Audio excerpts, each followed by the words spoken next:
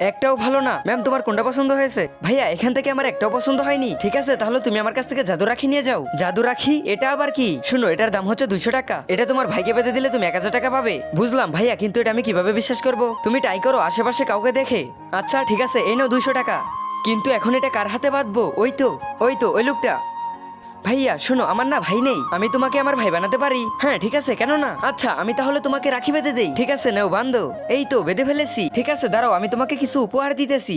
এই নাও। ধন্যবাদ ভাইয়া। এখন তো আরো কিনবো। ভাইয়া আরো 10-15টা রাখি দিয়ে দাও। ম্যাডাম সবগুলো রাখি তো বিক্রি করা হয়ে গিয়েছে, এখন কি করব? ম্যাডাম আমার কাছে আরেকটা জাদু রাখি আছে। ভাইয়া ওটা দিয়ে কি হয়?